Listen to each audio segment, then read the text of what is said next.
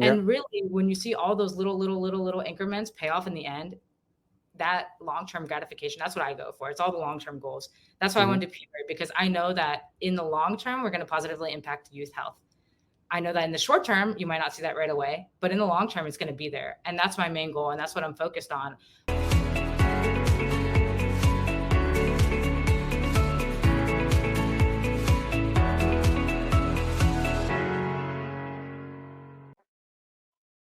It is amazing to see so much maturity, drive, vision, and vivaciousness packed into someone so young.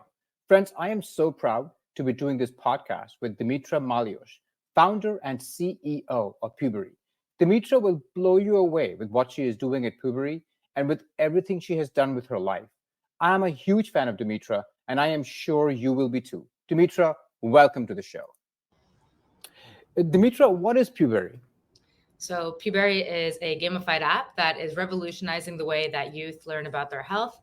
You can think of us like a Duolingo, but for puberty, we cover a variety of topics for anyone 8 to 18, including mental health, sex ed, men's health, substance abuse, etc. And all of our content is verified by medical professionals. Okay. And then, from the perspective of like the immediate addressable market, what do you think that immediate addressable market is for you? Right. So we are looking at going into schools first. However, within the US, there are more than 50 million youth, and then globally, there's more than 1.3 billion. Currently, we're starting off specifically in New York as well as in Pennsylvania. Our goal is to be able to eventually secure state level contracts. So, for example, New York City would equate to New York, excuse me, would equate to around more than 2 million students in the public school system that we could positively impact. Hmm. And then globally, this idea really goes viral, really becomes big. How big is that market? So that's more than 1.3 billion youth that are in the world. And of Yeah. course, there will always be youth as long Yeah. as we continue moving forward as a society, right? We'll always have youth coming in, and health education, I believe, is one of the most important things in your life. So Yeah. it'll be relevant for sure. Yeah. One of the first of all, I love the idea of educating youth about such an important topic. I don't think that awareness is really where it needs to be in our society. Um, but I also think that there can be a reasonable amount of resistance to this, right? This is a sensitive topic. So, like, getting access to schools and states, getting their attention and buy-in could be tricky. Are you partnering with people to help you gain access? Yes, so that is the way that we've been moving thus far is through strategic partnerships. It really has helped us out quite a lot because, like you mentioned, there is this sometimes hindrance, or really they just want to know how credible you are and whether or not you can overcome certain barriers. So, for example, for us, we are partnering with counseling in schools in New York City. So that is how we are able to get into public schools here. They're connected with over, I think it's around 100 public schools now in the area. And so we've done 4 school pilots in the city through them, which has been great. And then in Pennsylvania, we've also gone into a couple of schools. And our larger scale partnership is actually with a company called AmpFlow. They provide free period hygiene for youth in schools as well as in different organizations and companies across the United States, even in the NFL too. Actually, we're at the Super Oh, Bowl. So if you were to the bathroom there and you saw AntFlow, that's who we're also partnering with, and they are really helping us to get into in front of more users, into more schools, because their founder is amazing. She's already kind of paved the way, has done that, has secured state level contracts, even in states that you would maybe think that could be a little bit more challenging to get into, for example, in Utah. So there, you can see that from the government level, excuse me, they are starting to require more health education and also resources. So for instance, requiring period hygiene product available for students for free is something that is now state mandated. For instance, in Utah, I believe Colorado also just passed it, and AntFlow is going to be there too. And so because they've been able to already secure these really great relationships from the state level and in the school system, that's how we're able to also work closely with them as an adjacent company, teaching health education, and really get into that space. it's because we already have a credible first mover, first leader who's bringing us along with them. And yeah, that's how we're essentially really planning to move in quite quickly. And we're continuing to scale and secure other partnerships as well so that we can do that. Yeah, that's great. So both on the school side, looks like you're doing some pilots already in New York, and then on the state side, you've actually, I think, managed to get some key relationships that give you access to some of the purple states, right? Yes. Which is also awesome. I mean, for the schools that you're doing here in New York, what has the reaction been, both from the school administrators as well as from the kids who are being exposed to the app? Yeah, so it's been really positive thus far. We're really excited because I know that in some instances there could be a little bit of tension, like we mentioned before. Anything when it comes to talking about your personal health can be a little bit awkward, especially if it's something we're not used to talking about. And so in the US, there's a lot of stigma around that, specifically if you're discussing it below the age of 18. It's not really talked about that much. More than 80% of Americans probably will only ever have one sex ed class throughout all of their years of schooling, if any. That was my experience as well. So it was one sex ed class in the 5th grade. And so when we started sharing Puberry with counselors, nurses, students, parents, various people within the school system, we received really positive feedback and organic demand. Is they wanted to have Puberry there as a health education resource because they see that there is a need for this and they don't currently have something else to support them aside from maybe an outdated textbook, for example. And so it's been really positive in terms of really wanting to bring us in and test it out with their students, especially also because we are gamified. It's a gamified web app right now. We'll also be launching our mobile soon. And so we were able to come in with a new twist to talking about health and health education. We've also proved effectiveness. So we've increased health test scores by more than 60% compared to other students that were not utilizing Puberry in that same school and in that same grade level. We've increased the comfortability and confidence within youth to talk to their peers about health topics by more than 90%, which for us is huge. That's really what we're aiming for. It's not just, understanding and maybe remembering a specific health topic, but knowing that you have the right vocabulary as well as feeling confident and comfortable enough to actually have that discussion if you need to. We also increase that confidence and comfortability by more than 50% when it comes to reaching out to an adult, a trusted adult for support as well. So that's been really great. And then in terms from the teacher side, we've received 5 out of 5 star reviews thus far. So we're going strong. It's really awesome. Yeah. And they've reported a lot more engagement within their classroom. So instead of those like awkward silent moments or, students not really wanting to engage and talk about the topic, we offer discussion enablers. And so what they've seen from that and through the games that they're playing is that there's a bigger discussion happening now. And a lot of students are sharing experiences. They're being more open. They're understanding that, what I thought maybe was happening only to myself is actually something that's happening to one of my peers as well. And we can have a discussion about this around similar experiences and how we can overcome them and really support each other. So you've seen a bigger supportive community coming out of it. So overall, I'd say it's been overwhelmingly positive. That's phenomenal. I know it's very early days and you're getting your first pilots in and you're getting your first student subscribers in. But just looking forward 12 months from a revenue and subscriber-based standpoint, what do you think you're likely to do here? Right. So right now, at least coming into 2020, the end of 2024, and then going into the new year, what we're aiming for is we should have around upwards of 30,000 users, 5 paid school programs, if not more, as well as looking to get into an accelerator program, potentially 1 or 2, one from the fall into the spring to really support us in meeting all the demand that we have coming. So that's as well as securing more strategic partnerships. That's really where we want to have that support from an accelerator side.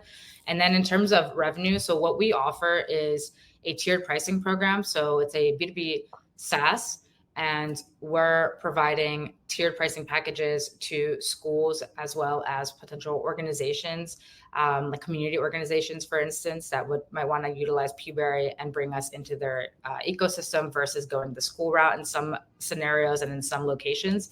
And so that is looking on average around 15,000 to 25,000 per year per school/organization. And for us, that's bringing us in at around the 2 million mark. And so we're hoping to reach that. Of course, there might be some flexibility there. We're really keen on bringing in as many users as possible in the beginning, that we can, of course, also handle that demand and provide them the best experience possible, so that from our side, we're also able to learn from them and see, okay, what kind of questions are they asking that maybe we didn't think about and we didn't incorporate into our platform, and what else can we bring in? And so for us, it's going to be a really exciting time of learning, as well as onboarding, receiving paid users.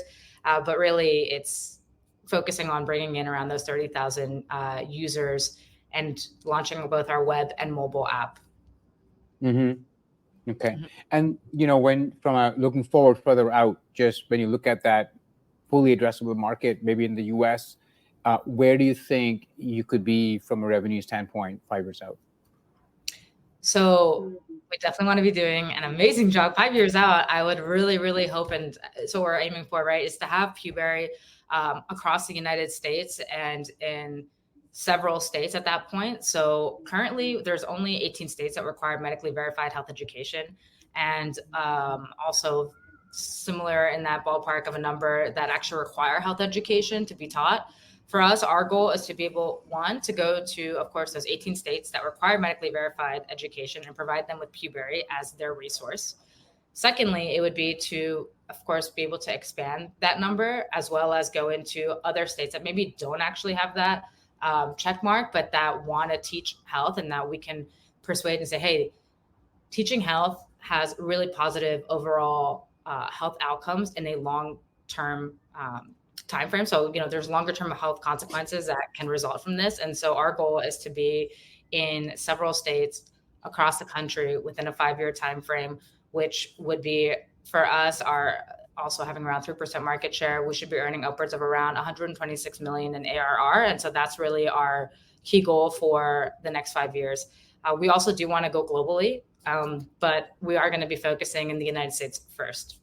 Yep. So that's a 3% market share. The other piece that I thought is interesting also is, you're talking about a health awareness program that could also get expanded, I feel, because there are so many relevant, health relevant questions that modern youth are dealing with. Obviously, sexual health is one thing, but there's also just awareness around social media and how you deal with that. There is also, awareness around things like vaping and drugs and how do you deal with that. And I feel that while there might be different responses from different states on certain aspects of this program, they might be many states might be very responsive to other aspects of the program, right? So can you talk to me a little bit about the possibility of that happening? I love the dog. So, yeah. Sorry, the last part just got cut slightly because. Yeah. No, I was saying that just the fact that this program has so many different aspects, and while one aspect might get some pushback from some states, they might be very receptive to other aspects. Like, hey, listen, we really want you to talk to our kids about the how to deal with social media in a healthy way, or how to be aware of the ill effects of vaping or something like that, right? Yeah. That could have much broader acceptance. Exactly. And we do provide full transparency over all lesson content for the teachers as well as the parents. So they have their own interface that they can fully see what the kids are actually learning.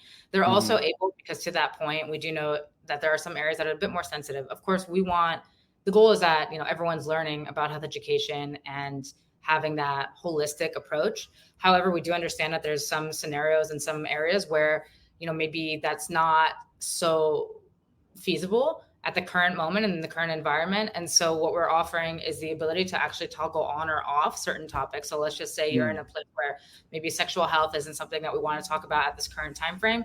They can still, like you mentioned, talk about the other aspects of personal safety online, things like that. And our goal with that is that they would be able to see how the users, how the kids are actually reacting and how they're utilizing Puberry, the positive outcomes. And through that, they'll trust us more. We'll be gaining that credibility and eventually open up and actually allow those students to learn about those other topics that previously may have been a little bit, more hesitant to show. And a lot of that what we've seen from that hesitation comes more so from just not understanding what's going to be shown. And so the way that we're combating that, right, is by showing you straight, and from the very beginning up front, this is what they're going to be learning, showing you that it's, this is a science-based approach. This is what's happening to your body. Think of it like biology, et cetera. And that has really helped us when going into these kinds of, difficult situations, or not difficult situations, excuse me, but the more challenging conversations. So that has allowed us to kind of push through that. Okay. I know you're looking for financing here. Away from financing, what are the other things you're looking for in investors and what they could bring to the table? Right. So as mentioned before, we're all about strategic partnerships, so strategy of who's going to help us to move Puberry into the right locations, and also at a very quick pace. So we do want to be moving quickly and provide that positive impact to youth as fast as possible, as soon as possible. So for us, we're looking for potential advisors. So those that will be investing, if they also have experience in the medical field. So from a healthcare side, whether that's directly medical, previous doctor, whether it's insurance, whether it's working at a healthcare startup, anything within the healthcare side for us. We are also going to be HIPAA compliant because we are working with youth that are below the age of 18. And we offer the option to track your period, as well as tracking your emotions through your emotional and physical daily check-in. So there's an emotions calendar when you're learning about your hormones and how to cope with different kind of emotions. And so for us, that's one partner that would be very key. We also want someone within the educational space, whether that's ed tech or traditional educational environments through the actual schooling system. And then somebody on the state level, if there's anyone that has experience within dealing with state level contracts, that would also be really great and beneficial for us, because again, these are the routes that we're really looking to go into. And we've already started, at least from the healthcare side. So we do have some professionals there that work with us. We also have from overall like gamified learning. So, we have someone there, and we're looking to expand and bring in a couple more people with our investment with the investments as well. So we're raising 500,000 right now, and we've raised 100 thus far. Okay. How did you first come up with, the motivation or the idea around Puberry? Yeah, so it's a little bit of a longer story, but let's just start from where it kind of started all. So originally I was actually working in Adidas in Germany and in the Netherlands for quite some time before coming back to the United States. So I had moved there and started working there in 2016, and then I came back, and then I went back. So it was like 2017, 2018, where I worked there until 2021. And during that time, I had really amazing experiences, one of which was actually leading the global women's strategy on the analytics side. And during that time, we had identified several problems, and one really key insight, which was that young girls were dropping out of extracurricular activities due to their period. Not only sports, but it could be, think of it like any clubs, debate, musicals, etc. And we found that it wasn't necessarily just due to having the right product in place, but really the environment played a very key role. So whether or not they felt supportive, whether or not they felt comfortable having a conversation with their coach, with their parents, saying, hey, I'm experiencing, my period right now. Maybe I don't feel comfortable participating in XYZ. And so from that, I kind of reflected on my own experience of what was my first period like. How did that impact me? And then when I came back to the United States to do my master's, so I recently graduated from my master's in business analytics, which was a combination of data science in the engineering school, as well as the MBA program at Columbia University. I realized that the health education hasn't really changed since I was in fifth grade. I thought that things would have changed at this point, but in fact, they hadn't really. I know that for sure there are some areas where maybe things have progressed, but for the majority of Americans, nothing's really changed. If anything, I was seeing that we were moving backwards in a way. So that was when Roe v. Wade was happening. I started then discussing more and more with my fellow colleagues and here, and also students.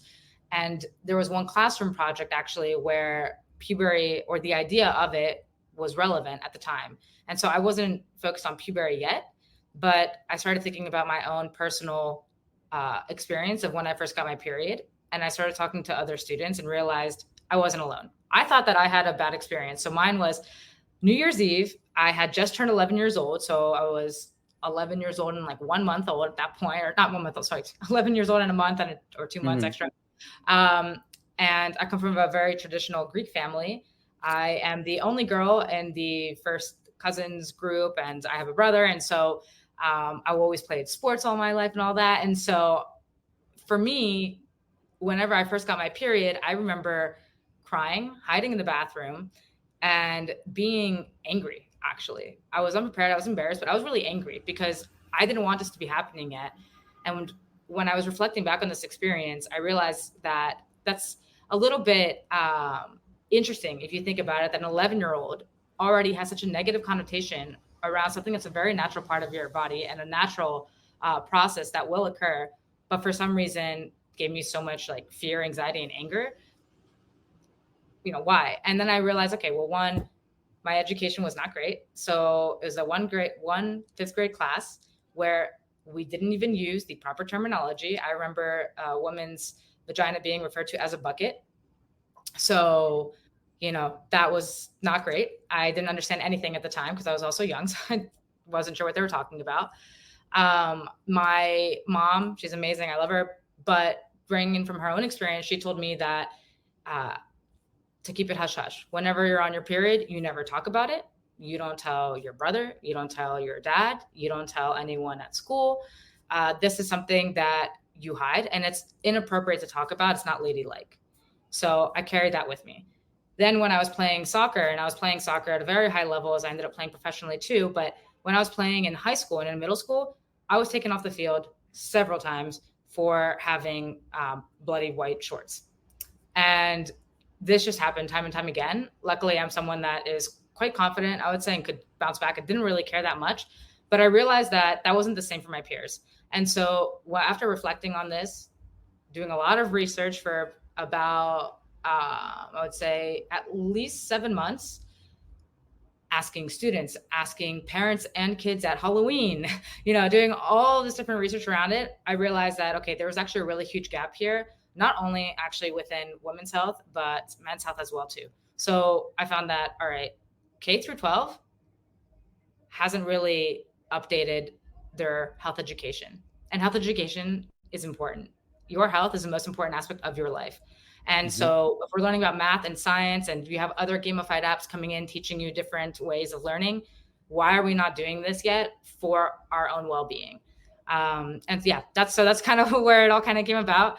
We started testing a lot. We had immense positive reviews from the class at Columbia. I remember whenever we first posted it and gave kind of the idea of what it would be, more than 85%, I believe it was, somewhere around there, said that they would purchase and wanted this. And this was in a classroom of more than 100 students. So that was really great for us to see. We had overwhelming interest from parents, from high schoolers.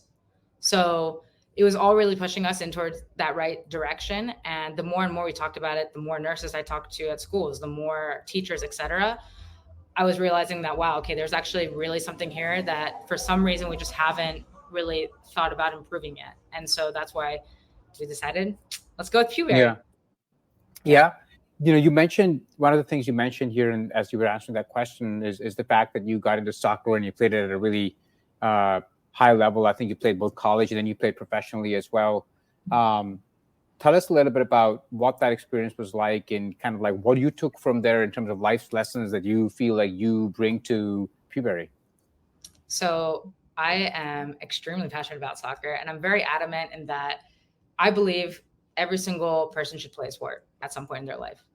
If you don't play a sport, you're missing out on a massive opportunity to learn about not only yourself, but also how to be a teammate, a proper leader, overcoming losses on a daily basis, because that is literally what you have to do when you're playing a sport.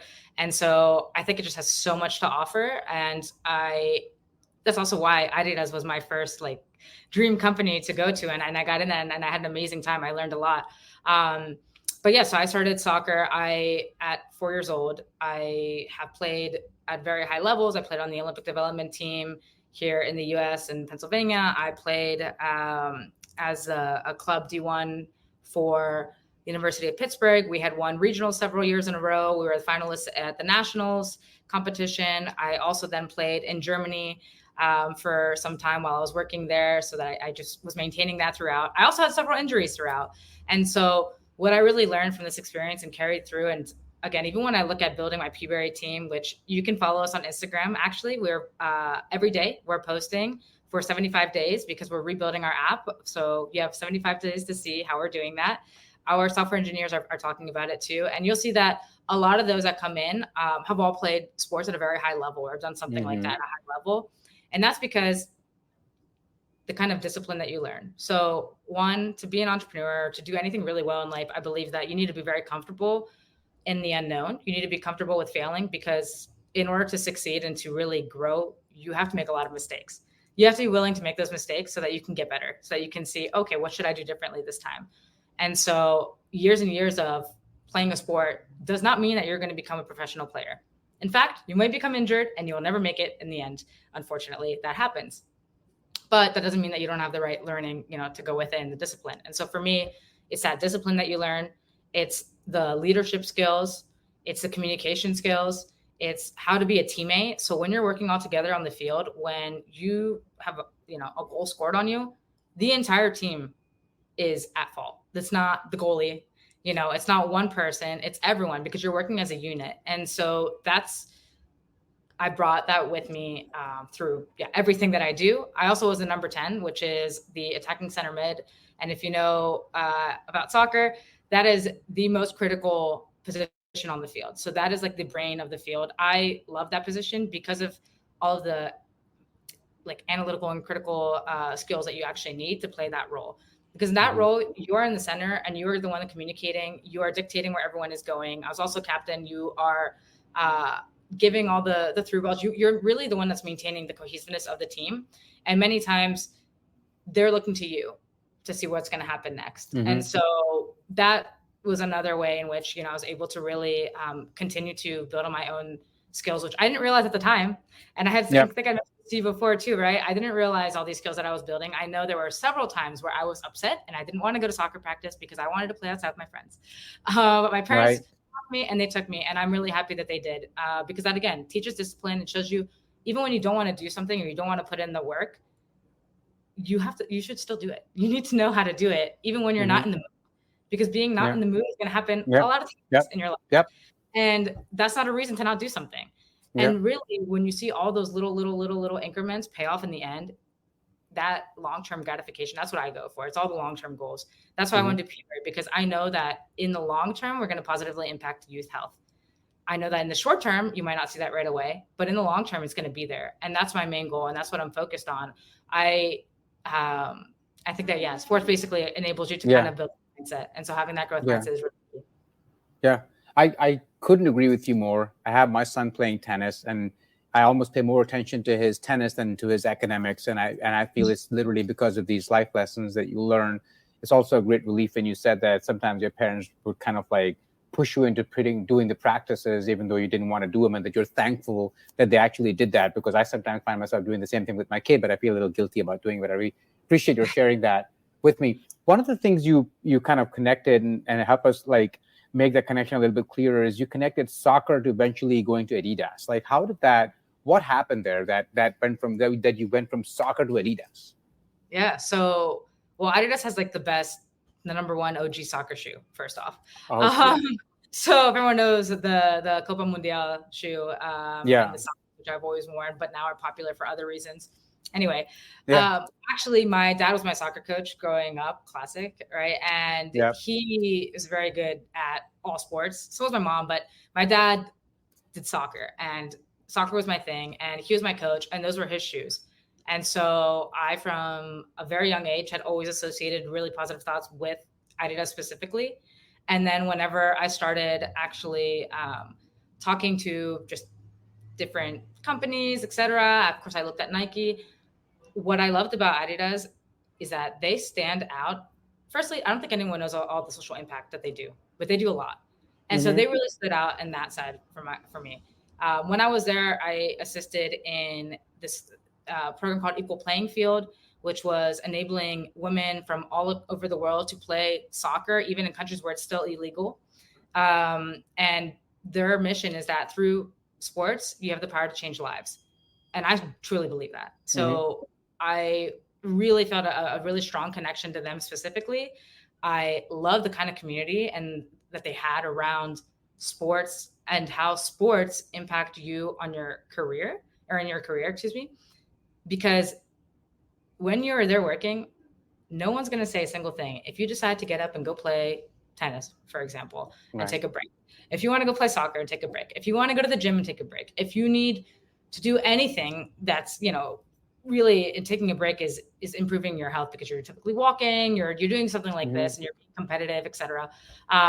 They view that as a really big benefit and something that will impact your efficiency as well as your ability to think critically and be competitive and have extra motivation and drive in whatever you're doing, because you're kind of doing this at the same time while you're there, but through sport. And so that's why I chose Adidas. I had applied several times and I got denied a ton of times. Okay. So maybe I should share that story real quick. I was denied. I mean, I think I had made it to the final interview round process for a couple internships at least 5 times, but I had applied at least 12. And I just knew this is what I want to do. So again, this goes into the discipline. Same for, by the way, Columbia and all these other things. I knew and I had this in my mind and I continued to work towards it. It's just a longer term goal. So anyways, I knew I was getting denied. I knew why. They explained to me I'm missing some experience from e-com because I was looking at an analytics and e-com related digital marketing side. And so what I ended up doing, one of my summers where I actually had a broken ankle and I had to do surgery, it was not unexpected. I couldn't go to the internship that I originally had in mind. And so I was stuck at home for a summer. And what I ended up doing was creating a business for myself. So I gave myself the internship. I created a website called Athena's Greek Pastries. So creating Greek pastries. So I would be baking with my grandma, with my mom. I created the website. We would sell these pastries in the local area in PA. It was more of a fun type of project for me that enabled me to gain the skills that I know I needed in order to go there, to go into that final role that I wanted at Adidas, which was analytical skills. So Google Analytics certified, awesome. I implemented that. I implemented Tag Manager. I was testing out different ads, etc. I created the website. I was able to put those in, see how the website actually works. How do we gain traffic? What's going to perform better? I then also had, of course, the product there, which I was able to keep close to my roots and to continue having a really nice experience over the summer with my family. And then moving that forward, actually during COVID, and then even now, but during COVID, when I was in Germany, I ended up teaching Greek cooking lessons. So I brought that even back again. And then when I'm here, a year ago or so, I needed some extra cash flow. So what did I do? I created a Greek catering company. And so we catered events of more than 250 people. So again, I was always kind of bringing that back, but really what they saw then at Adidas for that internship, after that internship opportunity, and specifically for getting into their digital training program, which was the most amazing experience ever. Only 7 people across the globe got in. So it was basically one continent, except for Antarctica. And I was one of those selected. And something that really stood out to them was the ability to problem solve and create a solution for myself out of nothing. So, and specifically they wanted something with an e-com and data analytics, that kind of thing. And so, I believe that this also gave me from sports, right? When the opportunity isn't there, or let's say you lose an opportunity, you're not really losing. You're just being given another opportunity to learn in a different way. And for me, that meant, all right, I can't physically go to an office, so I will just create my own internship here. Yeah. And that's what and it has, sorry, I know that was a long one. No, I think I was just going to ask you, how old were you when this happened, the ankle injury over the summer? Yeah, that was, great question. I guess I was 20, yeah. 19, 20, something like this. I'm saying this because what you just said about, when sometimes you have an obstacle which doesn't allow you to go in the path in which you wanted to go, to then be able to say, oh, that's just because I need to go in some other path. So it's basically, it's a pivot towards another path.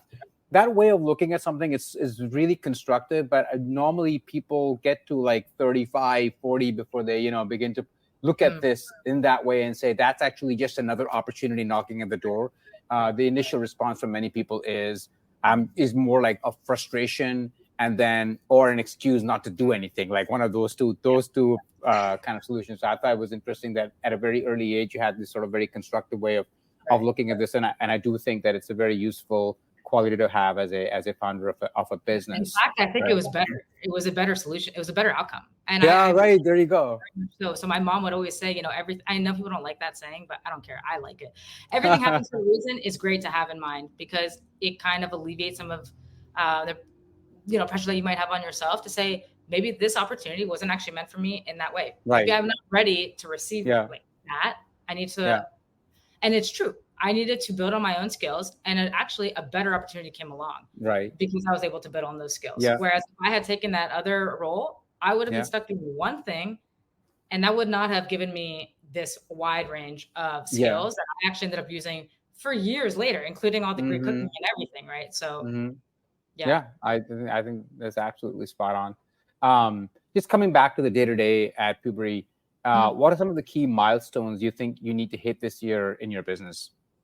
Right. So some of those, I believe, I'd mentioned. So it really for us, it's we're finalizing our 500K raise. So we want that to be secured and done by beginning of August-ish. We would ideally. We then also want to be onboarding upwards of 30,000 users by the end of 2024. We also have our 5 paid school partners that we're working with, as well as more that will be coming in for those 30,000 paid users. But those other 5 paid were ones that I was able to kind of secure and reach out to myself versus the partnerships. And in addition to that, we want our CTO, our CRO in place, and our engineering team, which right now is pretty solidified. It's getting there. So I'm very excited about it. It's looking amazing. I love the group that we're working with. Again, follow us on Instagram @_Puberry to see all that. And then last would be to get into an accelerator. So the support from an accelerator would be a really great opportunity for us, mainly as a solo founder. I know that I believe in myself, and I know I can accomplish a lot. I can do it. It's been proven. I've proven it to myself time and time again. But I believe that together, together you go further, right? They say you can go fast alone, but together you go far. Yeah. And I believe in that as well. So definitely looking into the accelerator for this fall, because we'll be ready to really scale at that point. Gotcha. Yeah. From a challenge standpoint, either for you to execute your existing business model or for Puberry looking out, what do you think some of the key challenges that you're going to be facing in the years ahead? Yeah. So for us, it's really important to be a first mover in the space. We can see typically, trends you can see a lot of trends anyways in terms of education and health coming from Europe and then shifting over into the United States quite a bit. And right now we see that this topic is being talked about a lot more. And when I say this topic, I'm referring to health education for K through 12. So specifically the younger group, so youth, puberty aged, et cetera. And so for us, the biggest challenge to overcome, but also the one that will give us and it's typically how it is, right? The biggest challenge will also give you the biggest benefit.